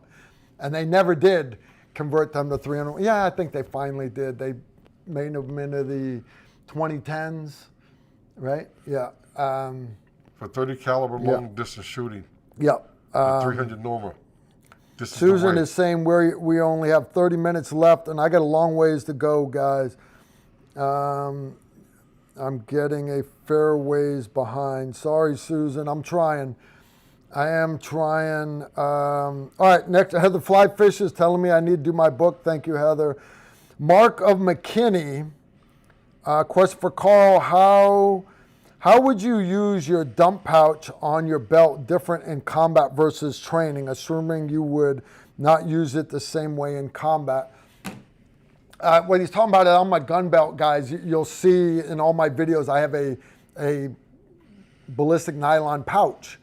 And it's for dumping a half water bottle in. It's for dumping empty magazines in. The whole time you're out at the range, it's for dumping empty magazines. Okay, in combat, you're not picking empty magazines up on the battlefield. You're just not doing it. Now, if you're going to do a tac mag reload, you want to save that mag, then you need a pocket to put it in. If you find something on the battlefield like, hey man, that guy's got a cool set of prayer beads. He doesn't need them anymore, all right? You need somewhere to put that stuff. So in combat, I always carried a dump pouch, but a lot of times it was folded up and you roll it up and there's a little flap that goes on it. It sits flat on your belt. You open it up when you're gonna do what we call SSE, sensitive site exploitation, Rolex watches, things. And I never took a watch off of anybody, guys. I never did. A couple sets of prayer beads, stuff like that. But water bottles, things like that. Now, a lot of the older pictures you'll see, I have a drop leg holster on one leg, but my left leg, I had what was called a charge bag. That would have all my explosive breaching charges because I was in an assault unit. We got away from running a lot of stuff down on our legs because we would start doing what's called an offset. Instead of landing the helicopter right at the target, which the guys could flee out into the city, we would land outside of earshot and then we would tiptoe, walk out there. And you understand how loud some of those helicopters are. So now you're having to walk 5Ks in the dark, and having a leg holster, drop leg holster, it rubs a hole. Imagine doing a road march wearing a drop leg holster with two straps on it. You wouldn't want to do it, right? And that's why most of us got away from a drop leg holster, and you'll see we run them up on our belts. But yeah, dump pouches, I still had them, but it was folded up. Because if you see a guy with a dump pouch open with nothing in it, you'd like pick up a rock and go over and drop it in his dump pouch. Why? Because SF guys are like infantry guys. You're always, it's like, yeah, I mean, you put rocks in guys' backpacks and stuff. Yeah, don't judge me. That shit's funny. All right. All right. Jesse Spittier threw down 5 bones. Hello, Stephen Call. Question is for both of you. Do you prefer the Glock 19 over the Glock 17? If so, why? It seems like the 19 is more popular.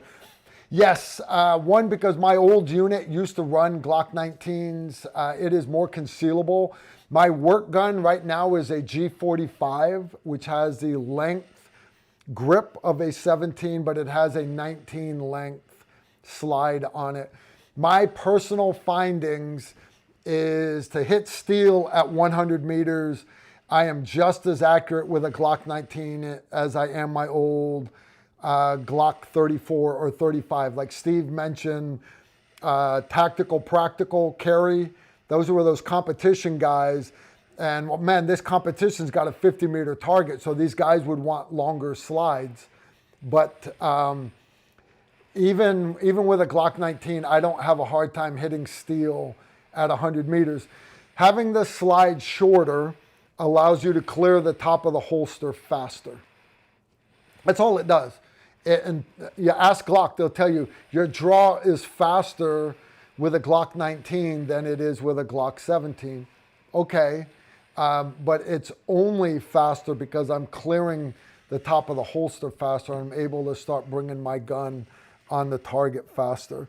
The length of the barrel, you're getting more muzzle velocity, and more important, it's not the length of the barrel, the length of the slide with iron sights. The further apart those iron sights are, the easier it is to get a good sight alignment. That's why a pistol, with them only being 6 inches apart, is never going to be as accurate as a rifle where the sights are 30 inches apart. Any small movement at all is easy for you to detect.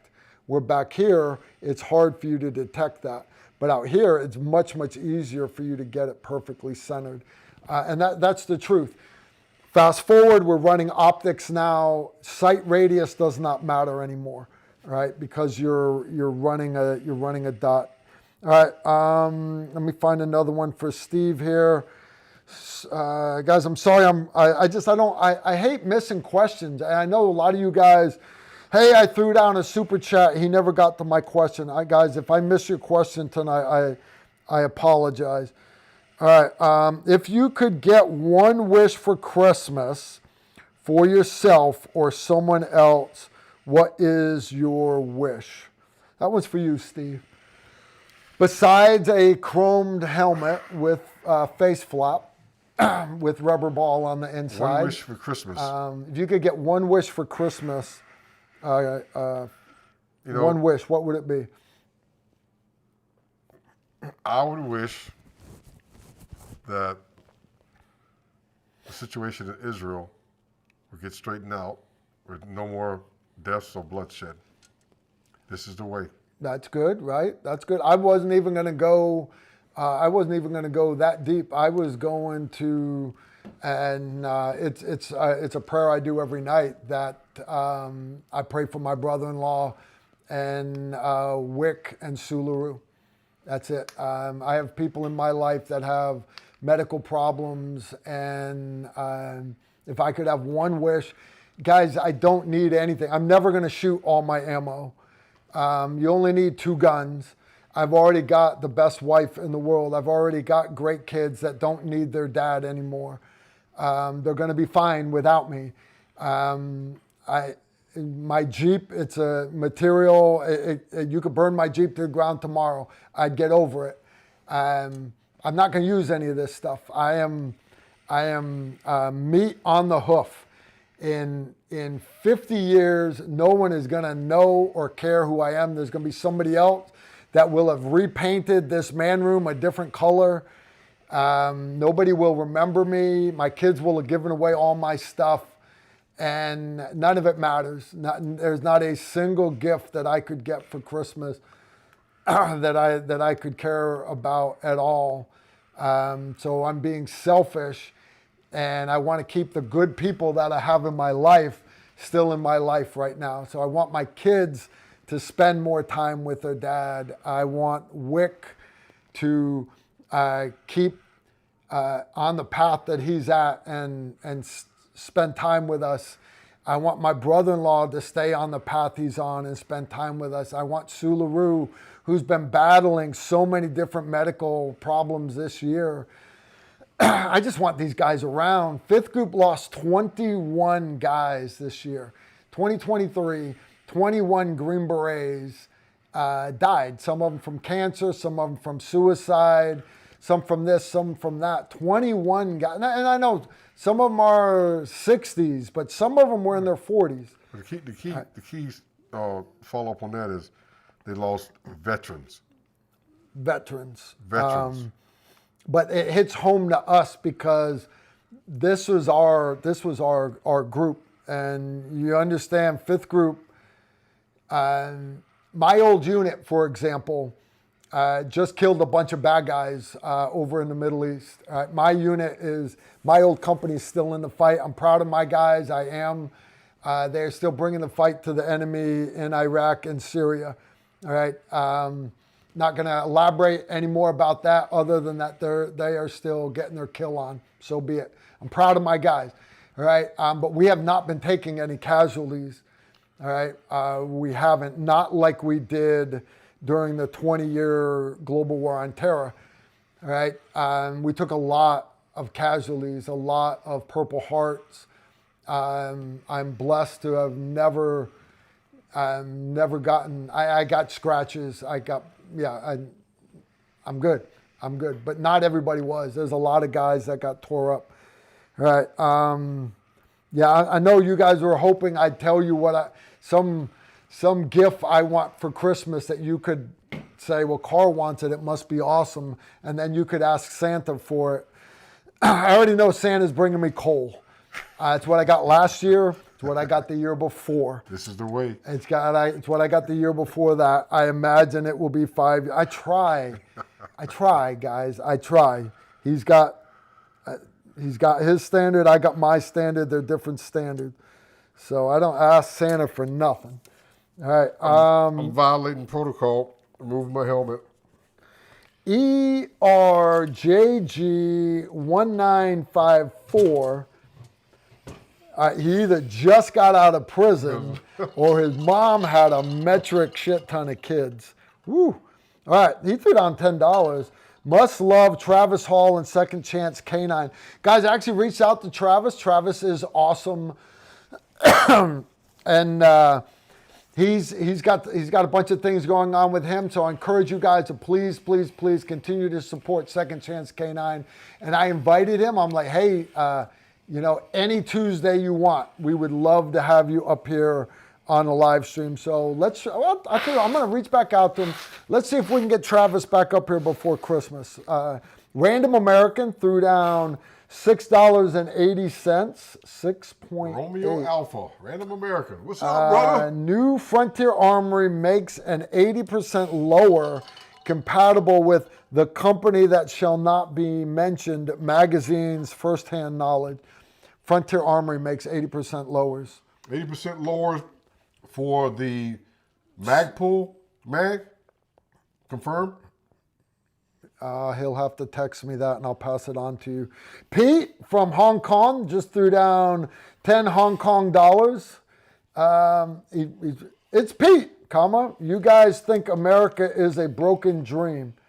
No, not broken. There's a lot of screwed up people in America right now. Yeah. There are. Politics is the bane of society. There's this term everybody uses, liberals. That's not accurate. Those are American communists. They use the phrase socialist, but then they'll tell you, capitalism is the bane of society. Guys, socialism that they're bragging on, socialism has never worked anywhere. And it has in Sweden. Guys, has it really? You notice nobody immigrates to Sweden. Nobody goes there. I've been there, guys. No, it sucks. It just sucks. But they're just pushing the communism. One of the biggest issues, not just saying this country is broken, any country, is the availability of social media compared to other generations, like the greatest generations coming out of World War II. Now we got, well, I don't know what they call themselves, Generation Z. But so much information is available now that, you know, people will read something and they won't fact check it. And now I've been caught on that a couple of times, and I had things sent to me, and a couple of them, I actually went back. I'm one of those guys, if you send me something, I'm a trained observer. And the guy sent me this one incident with the police, and the guy in a wheelchair. I said, wait a minute. The guy in a wheelchair, when he fell to the ground, he had a knife, and the cops beat him down, but his knife was flapping back and forth, and then it stayed in a folded position. I said, that's aluminum foil. I said, that's a fake video. You know, so it's all about the people and what's in their heart. You have good people and bad people in any society, in any country, in any place on this globe, okay? And one of the things I'm often reminded about is, why did God give his angels swords? Because he realized you can't put evil down with words. The Gustash 2531 threw down 10 bones. Sir, do you zero your red dot rifles at 50 yards /300? How does that work for CQB?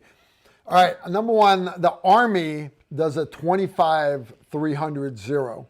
All right, the Army does that with their M16 family of rifles, M16, M4. The reason why they do that is point blank zero, 25-300, because the acceptable hit for the military is a 36-inch tall E-type silhouette. So why did they use the in close distance of 25? Appreciate you asking. It's because every military base on the planet, including Air Force bases, there's an Air Force base in Panama City, by the way, right? Every military base has a 25-yard range, 25-meter range for their security forces. So you can always confirm 0, and you can do it inside the wire where you're up on the mountain in Afghanistan. You just need 75 feet, right? So that's where it crosses line of sight, right? But the reason why they do 300 is when you're doing point blank zero, you have to have what is your acceptable size target. And for the U.S. Army, that is a 36-inch tall E-type silhouette. So the bullet, you aim, they don't aim at the high A zone like I teach. They aim for you to aim center of the basically nipple levels and a little bit below, because you're aiming center of the whole torso, which is groin to top of the head. So to hit 300 meters, it's not going to rise more than 19 inches or fall more than 19 inches out to 300 meters. Okay, that's their point blank zero using a 25-meter zero. It crosses line of sight sooner, arcs more, 19 inches up, 19 inches down. We don't find that acceptable, all right, because we need to be able to hit a head size target. And the reason why SF guys push for a head size target is once you shoot, everybody goes to the ground. So I need to be able to stay inside of a head. That's 10 inches. Aiming right here or aiming right here, it doesn't matter. With a 200-meter point blank zero, in other words, I zero at 200, the bullet does not rise more than 5 inches, does not drop more than 5 inches. I'm within the chin, top of the head, no matter where I'm at out to 200. Now, I have a big drop out to 300, but inside 200, I'm going to be anywhere inside that head. Now, it's no longer crossing at 25 meters. Some guns, it crosses at 50. For example, most of your SF guys, a M16 A4 that's got the M855 ammo, whether it's green tip or the other one, doesn't matter. They're using a 50-meter zero to give them 200-meter point blank zero. Okay, but those are two completely different bullets, right? my personal experience, what I have found is civilians shooting 55 grain, civilians shooting 62 grains, 77 grain, longer barrels, shorter barrels. Point blank, the trajectory is roughly the same, but where it crosses line of sight is going to be slightly different. An example, for my gun, it is 46 meters if I'm shooting 65 grain. Those are the gold, what's the gold dot, gold bond, whatever, the 65 grain, the 65 grain ammo that I have my truck gun zeroed for, I use a 46 meter zero. Now, that's just where it crosses line of sight. I do my zeroing on a 200 meter target, is basically what I'm saying. CQB, all right, you got your gun, you got your barrel, you got your optic up here. That's called height over bore, all right? Height over bore, you have to compensate for that. It doesn't matter if you have a 25 meter zero, 50 meter zero, 100 meter zero. Inside the room, CQB distances, height over bore. So in other words, if you want to hit that heart, all right, you need to aim a couple inches above it, right? 2 3/4 inches. Most guys height over bore, unless you're running one of those really tall risers, because you watch Instagram a lot, all right? So for me to hit there, I'm aiming at the crook in the t-shirt, guys. All right, crook of the t-shirt is going to put you right through that high A zone. In fact, you want to shoot the guy between the eyes. Put it on his baseball hat. Height over bore. Put it on the baseball hat. You're right between the eyes. You want right between the eyes. Aim at the baseball hat. So you see what I'm getting at? Can't hit me. Know the trajectory of run. You could never hit Steve, never. And keep in mind, and I talk about this often. We are a nation, the shooting nation, especially the TR nation. We are a shooting nation, and we are obsessed with minute of angle. Okay, AK-47 on its best day is 4 or 5 minute of angle, but you got reliability. Your distance that you're focused on in your zero, make it realistic, okay? Make it realistic. From my front window, door, or any place else, to the entrance, to the driveway, is exactly 81 yards, okay? That's my zone of interest. That's my zone of influence once they cross into that. The street out here is my zone of interest. Once they turn in, and I can actually look and say, that's a threat, and it requires lethal engagement, they are now in my zone of influence, okay? So I'm not going to get too much into 200, 300, 400, 500. Not saying that I'm not able to do that, but if I want to see where the gun, the ammo, and the person attached to the platform is at 81 yards, then I'm going to work 81 yards. Now, once I figure out 81 yards on my red dot, or if I'm running a 1 to 5, 1.5 to 6, I then put a target up at 15 meters, 25 meters, 30 meters. I want to see where the point of impact is, but my prime is 81 yards, okay?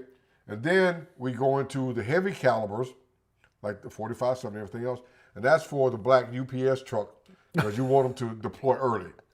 If you let them get to your front door, and they stack out the back, and they stack on your door, you're done, okay?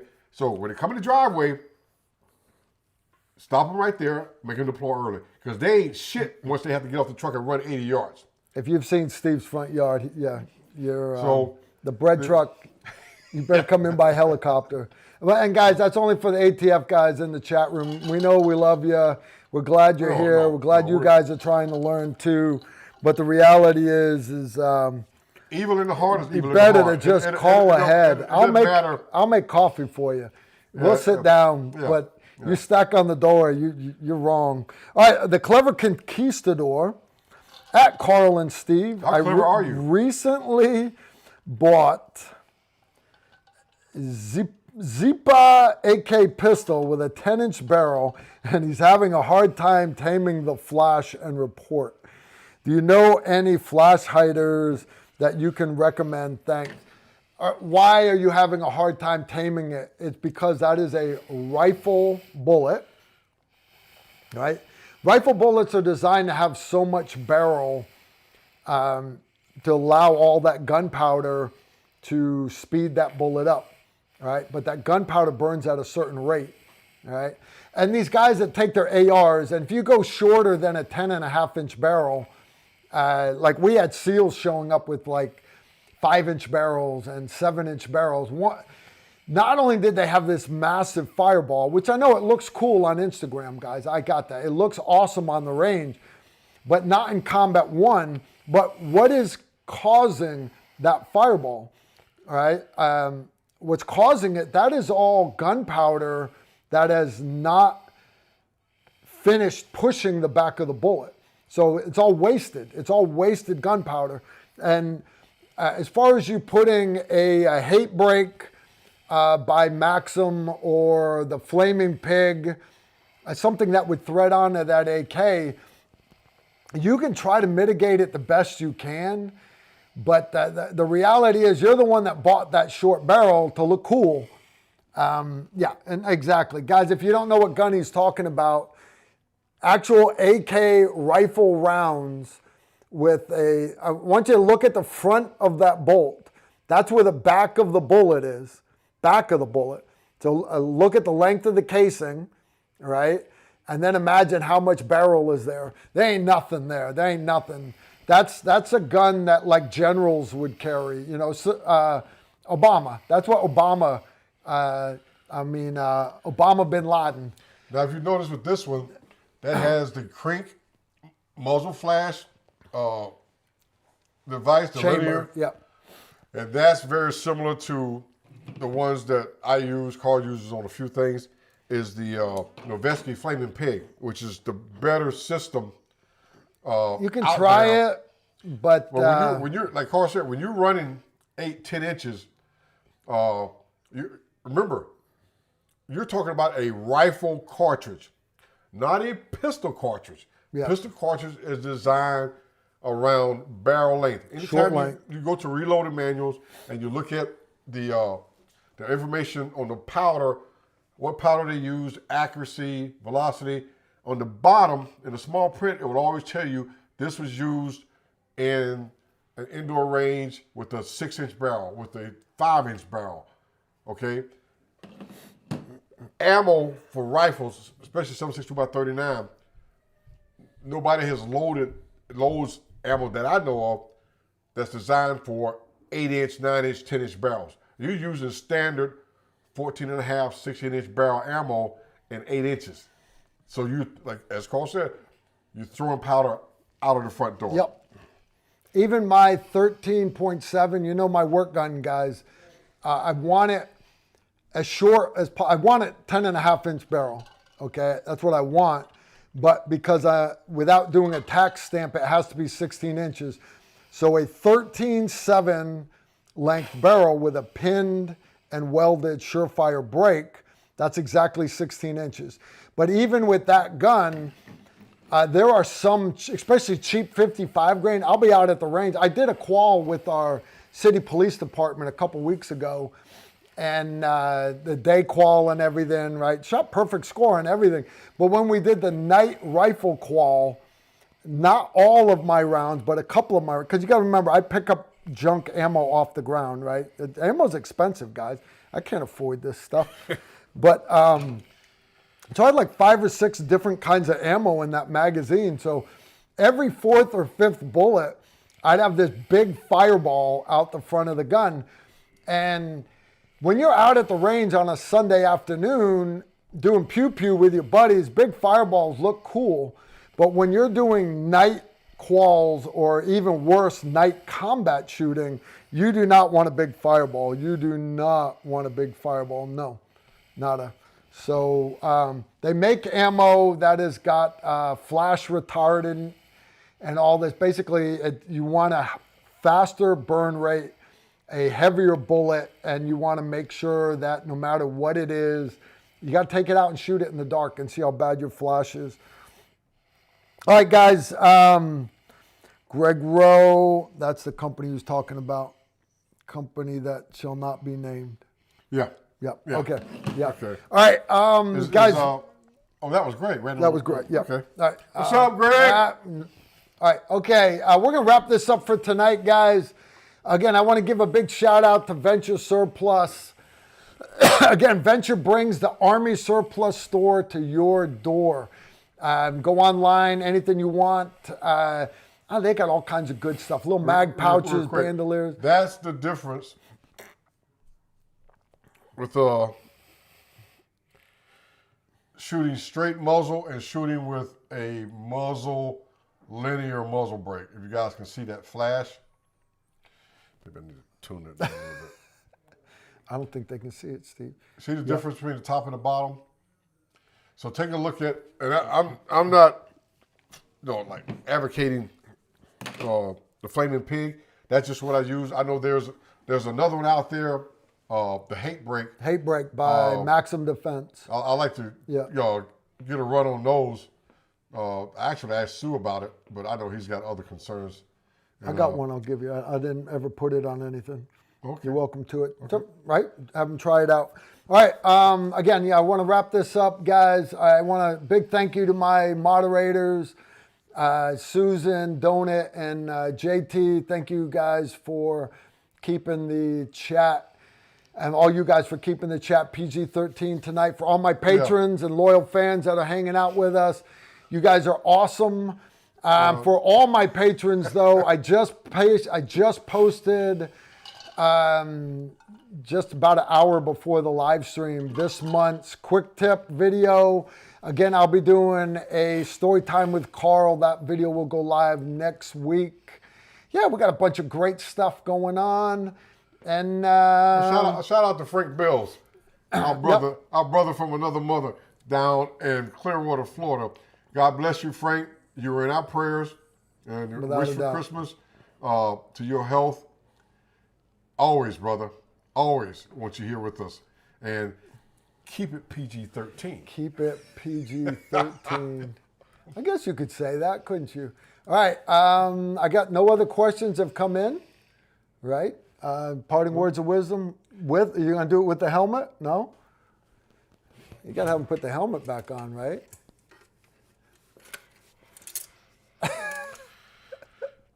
Be without fear in the face of your enemies. Be brave and upright, that God may love thee. Speak the truth, always, even if it leads to your death. Safeguard the helpless. Do your best to do no wrong. This is the part where they slap you and you become a knight. This is the way. All right, that's if you guys don't know the quote, the movie is called Kingdom of Heaven. And it is a very accurate movie about the knights. The path of the righteous man is beset on all sides by the iniquities of the selfish and the tyranny of evil men. Blessed is he who, in the name of charity and goodwill, shepherds the weak through the valley of darkness.